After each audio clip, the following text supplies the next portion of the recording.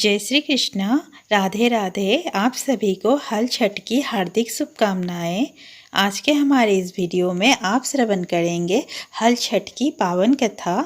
हल छठ का व्रत भाद्रपद माह के कृष्ण पक्ष की षष्ठी तिथि को मनाया जाता है। यह पर्व भगवान कृष्ण के बड़े भाई बलराम जी के जन्म उत्सव के रूप में मनाया जाता है। महिलाएं अपनी संतानों के दीर्घायु के लिए हल छठी की व्रत रखती है। इस व्रत में महिलाएं दीवार पर पारंपरिक रूप से गोबर का छठ माता का चित्र बनाती है। इस दिन भगवान श्री गणेश जी और माता गौरा की पूजा करती है। मान्यता के अनुसार इस व्रत में इस दिन दूध, दही, सूखे मेवे, लाल चावल आदि का सेवन किया जाता है।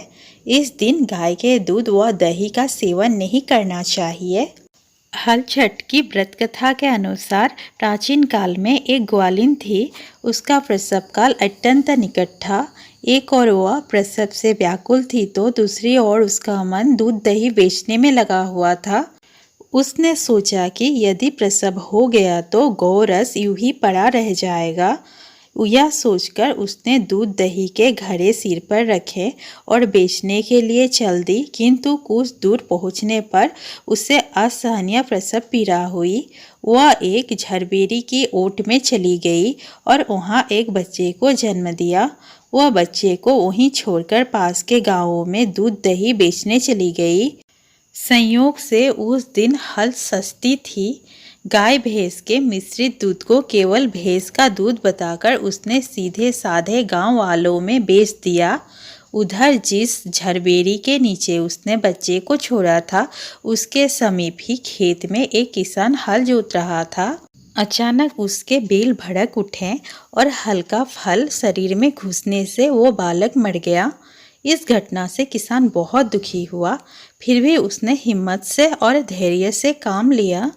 उसने झरबेरी के कांटों से ही बच्चे के चिरे हुए पेट में टांके लगाए और उसे वहीं छोड़कर चला गया। कुछ देर बाद ग्वालिन दूध बेचकर वहां आ पहुंची। बच्चे की ऐसी दशा देखकर उसने समझते देर नहीं लगी कि यह सब उसके पाप की सजा है। वो सोचने लगी कि यदि मैंने झूठ बोलकर गाय का दूध न बेचा होता और गांव की स्त्रियों का धर्म भ्रष्ट न किया होता तो मेरे बच्चे की यह दशा न होती। आज मुझे लौटकर सब बातें गांव वालों को बताकर प्रायश्चित करना चाहिए। ऐसा निश्चय कर वह उस गांव में पहुंची जहां उसने दूध दही बेचा था। वह गली गली घूमकर अपने करतूत और उसके फलस्वरूप मिले दंड का बखान करने लगी। तब स्त्रियों ने स्वधर्म और रक्षार्थ और उस पर रहम खाकर उसे क्षमा कर दिया और आशीर्वाद दिया।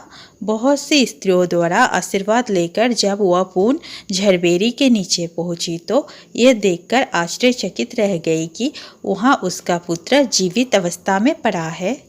तभी उसने स्वार्थ के लिए झूठ बोलने को ब्रह्म हत्या के समान समझा और कभी झूठ ना बोलने का प्रण कर लिया।